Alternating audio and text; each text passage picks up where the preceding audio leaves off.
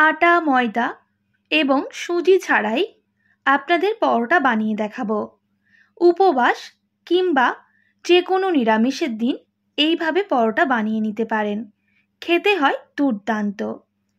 নমস্কার বন্ধুরা, Prius cooking ব্লগে আপনাদের সবাইকে স্বাগত জানাই। আজকে আমি আপনাদের সঙ্গে শেয়ার করব সাবুদানা দিয়ে দারুণ স্বাদের পরোটার রেসিপি। একবার খেলে এর স্বাদ কখনোই ভুলতে পারবেন না। তার জন্য আমি এখানে 100 গ্রাম মতো সাবু নিয়েছি। এরপর সাবুগুলো এইভাবে একটা শুকনো কাঠখোলায় ভেজে নিতে হবে। 3 থেকে 4 মিনিট সময় নিয়ে গ্যাসের ফ্লেমটা হাই করে অনবরত নাড়াচাড়া করতে থাকবো, যতক্ষণ না সাবুদানাগুলো এই যে এরকম সাদা রয়েছে আর একটু সাদা হয়ে যাবে, কারণ এগুলো ফুলে ডাবল হয়ে যাবে।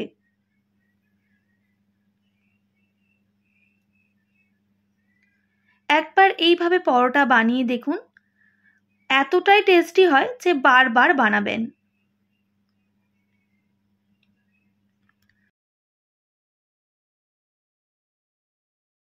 বেশ কিছুক্ষণ এইভাবেই নাড়াচাড়া করতে থাকবো। এবার গ্যাসের ফ্লেমটা অফ করে আপনাদের একটু দেখিয়ে দেব সাবুদানাগুলো কিভাবে ভাজা হয়ে গেছে। অবশ্যই এইভাবেই কিন্তু সাবুদানাটা ভেজে নিতে হবে।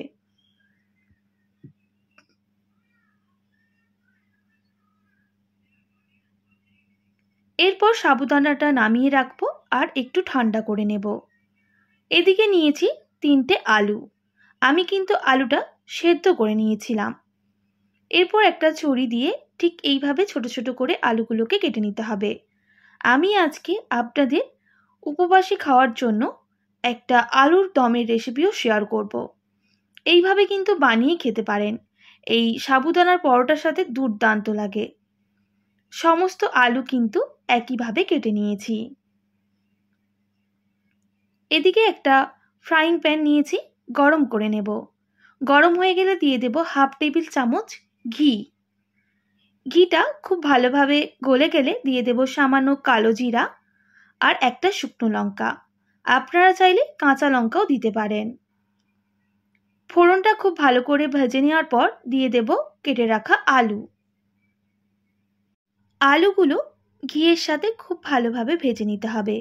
আমি এখন কিন্তু লবণ ব্যবহার করিনি, একটু ভেজে নেওয়ার পর লবণটা ব্যবহার করব।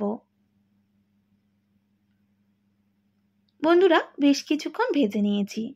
এবার এখানে দিয়ে দিচ্ছি সামান্য পরিমাপ লবণ। আপনারা যে কোনো লবণ ব্যবহার করতে পারেন। আবারও ভালো করে ভেজে নিচ্ছি। বেশ লাল লাল করে আলুগুলোকে ভেজে নিতে হবে। গ্যাসের ফ্লেমটা হাই রেখেই আলুগুলোকে আমি ভেজে নেব।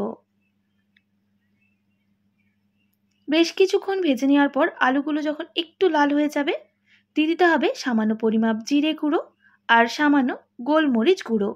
গোলমরিচ গুঁড়োগুলো একদম গুঁড়ো করতে হবে না, একটু হামাদিস্তায় গুঁড়ো করে নিলেই হবে।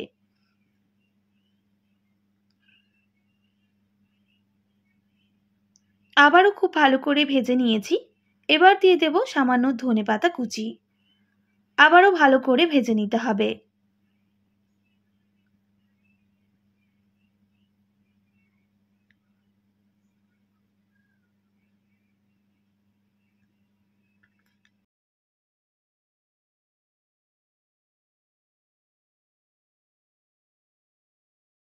বেশ কিছুক্ষণ ভেজে নেওয়ার পর এবার আমি ঢাকনা দিয়ে ঢেকে দেব বেশ কিছুক্ষণের জন্য।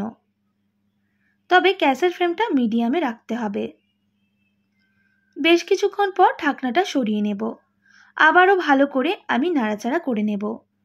বন্ধুরা, আলুর দমের এই সহজ রেসিপিটা আপনারা অবশ্যই বাড়িতে বানিয়ে দেখবেন। খেতে হয় দুর্দান্ত, আর ঘরোয়া মশলা দিয়ে রেসিপিটা হয়ে যায়। আলুর দম একেবারেই রেডি। এবার আমি নামিয়ে নেব। আর এদিকে সাবুদানাগুলো আমি ঠান্ডা করে নিয়েছি। এরপর এগুলোকে একটা মিক্সিং জারে দিয়ে আমি গুঁড়ো করে নেব। অবশ্যই সাবুদানাটা ঠান্ডা করার পরই গুঁড়ো করে নিতে হবে।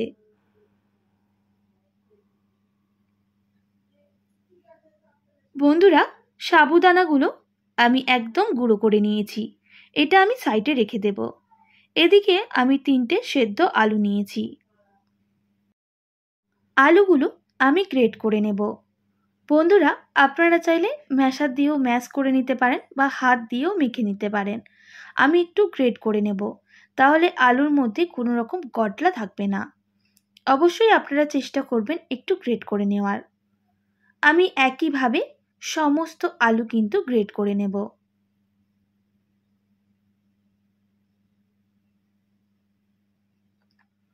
সমস্ত আলু কিন্তু গ্রেট করে নিয়েছি। এবার আমি যেই সাবুদানা গুঁড়োটা রেখেছিলাম সেটা অ্যাড করে দেব ওই আলুর মধ্যে। দিয়ে দেব সামান্য লবণ। আমি এখানে কিন্তু সাধারণ লবণ ব্যবহার করিনি, এখানে আমি বিট লবণ ব্যবহার করেছি। দিয়ে দেব জোয়ান, হাত দিয়ে একটু ঘষে দিয়ে দিতে হবে, তাহলে জোয়ানের ফ্লেভারটা আসবে।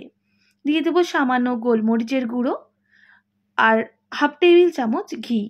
আর গোলমরিচের গুঁড়োটাও কিন্তু হামাদিস্তায় গুঁড়িয়ে নিতে হবে, একদম ডাস্ট করা যাবে না।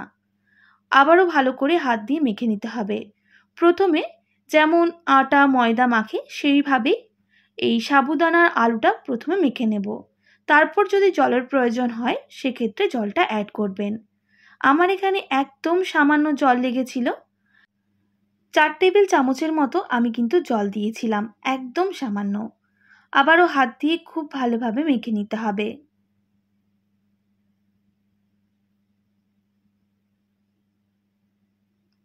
এবার 1 মিনিট মতো রেস্টে রেখে দেব। 1 মিনিট পর ঢাকনাটা সরিয়ে নেব। 1 মিনিটই রেস্টে রাখবেন, বেশি রেস্টে রাখার দরকার নেই, সেক্ষেত্রে এটা অনেকটাই শক্ত হয়ে যাবে। এবার ছোট ছোট লেচি কেটে নিতে হবে, যেমন আটা ময়দার লেচি হয় সেইভাবেই কেটে নেব।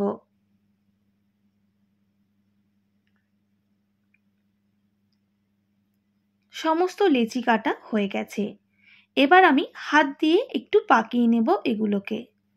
একটু লক্ষ্য করে দেখুন আমি কিভাবে পাকিয়ে নিচ্ছি সাবুদানার পরোটাগুলো। আটা ময়দা ছাড়াই এবং সুজি ছাড়াও কিন্তু এই রেসিপিটা ঝটপট হয়ে যায়। এইভাবেই পরোটাগুলো গোল করে নিতে হবে। এরপর আমি শুকনো ময়দা দিয়ে দেব। শুকনো ময়দা দেওয়ার পর আমি এগুলোকে একটু বেলে নেব। আপনারা কিন্তু অবশ্যই ময়দা দিয়েই বেলবেন। এইভাবে প্রথমে রুটির আকারে গোল গোল করে বেলে নিতে হবে। যেহেতু সাবুদানার পরোটা, সেক্ষেত্রে পারফেক্টভাবে চারিদিকটা গোল হবে না, আপনারা যে কোনো পাত্র দিয়ে কেটে নিতে পারেন। একটু লক্ষ্য করে দেখুন আমি কিভাবে করে নিচ্ছি পরোটাগুলো। আর পরোটাগুলো পাতলা করে বেলে নিতে হবে। বন্ধুরা, এইভাবে যদি পরোটা বানান, যেমন নরম তেমন কিন্তু ঠান্ডা হয়ে গেলেও অনেকক্ষণ পর্যন্তই নরম থাকে। এইভাবে একটা বাটি নিয়েছি আর আমি পরোটাগুলো কেটে নিচ্ছি। দেখুন কতটা সুন্দর হয়েছে। আর এটা কিন্তু ফেলবো না, আমি এটা দিয়েও একটা পরোটা বানাবো। কেটে নেওয়ার পর এইভাবে একটু গোল করে নিতে হবে। বন্ধুরা, একটা পরোটা একেবারেই রেডি হয়ে গেল। আবারও একটা পরোটা আপনাদের বানিয়ে দেখিয়ে দিচ্ছি কিভাবে আপনারা বানাবেন, তবে হালকা হাতে কিন্তু এটা বেলে নিতে হবে।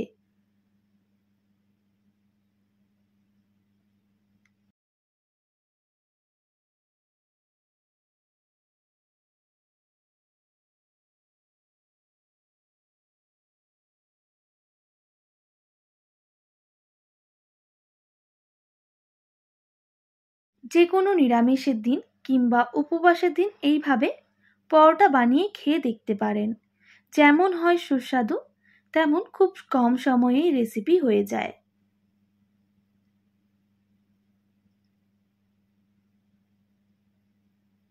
তো বন্ধুরা, আবারও একটা পরোটা রেডি হয়ে গেল। একইভাবে সমস্ত পরোটাগুলো আমি বানিয়ে নেব। সব পরোটাগুলো বানিয়ে নিয়েছি। বন্ধুরা, খুব বেশি মোটা বা খুব বেশি পাতলা করে বেলা যাবে না। এদিকে একটা ফ্রাইং প্যান বসিয়ে দেব আর প্যানটাকে প্রথমে গরম করে নেব। গরম হয়ে গেলে পরোটা দিয়ে দিতে হবে। উল্টে পাল্টে প্রথমে একটু ভেজে নেব। আমি প্রথমে কিন্তু তেল বা ঘি অ্যাড করব না।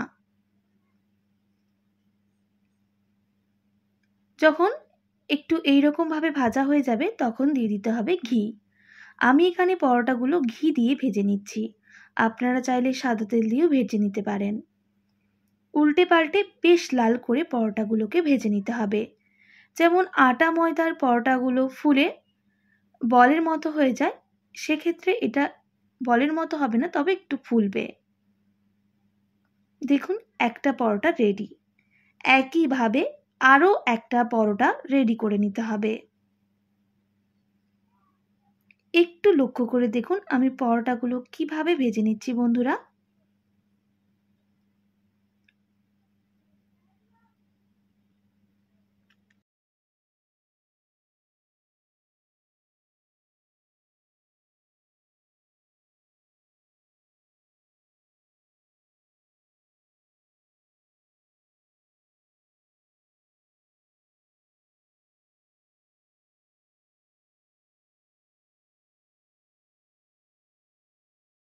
আরও একটা পরোটা আমাদের রেডি হয়ে গেল। এইভাবেই কিন্তু সব পরোটাগুলো ভেজে নিতে হবে। বন্ধুরা, সব পরোটাগুলো আমি ভেজে নিয়েছি। দেখুন কতটা সুন্দর লাগছে দেখতে। একটা পরোটা দেখিয়ে দিই কতটা নরম তুলতুল করছে। এইভাবেই কিন্তু ঠান্ডা হয়ে গেলেও বা যদি সকালে পরোটা বানান রাত্রে খান, সেক্ষেত্রেও কিন্তু পরোটাগুলো অনেকটাই নরম থাকে, শক্ত হয়ে যায় না যদি এইভাবে পরোটাগুলো বানান। দেখুন কতটা নরম হয়েছে। বন্ধুরা, সাবুদানার পরোটার সাথে যদি এই রকম একটা ঝটপট আলুর দম থাকে, তাহলে কিন্তু আপনাদের একটা পরোটার জায়গায় ৬-৭টা পরোটা খেতে ইচ্ছে করবে। আর হাতে যদি কম সময় থাকে এইভাবে অবশ্যই একবার বানিয়ে দেখতে পারেন। খুব একটা সময় লাগে না, চটজলদি কিন্তু রেসিপিটা হয়ে যায়। একবার অবশ্যই বাড়িতে এইভাবে ট্রাই করবেন। আর কেমন লাগলো কমেন্ট করে অবশ্যই জানাবেন। আশা করি আজকের রেসিপি আপনাদের ভালো লেগেছে। ভালো লেগে থাকলে অবশ্যই একটি like, comment, share and subscribe করে দেবেন। পাশে থাকা বেল আইকনটিও প্রেস করে দেবেন। তাহলে নিত্য নতুন রান্নার ভিডিওগুলি আপনাদের কাছে পৌঁছবে। আজকের মতো এতটাই। আবারও নতুন কোনো রেসিপি নিয়ে আপনাদের সঙ্গে দেখা হবে। আপনারা ভালো থাকবেন, সুস্থ থাকবেন। আর এতক্ষণ আমার সঙ্গে থাকার জন্য অনেক ধন্যবাদ আপনাদের সবাইকে।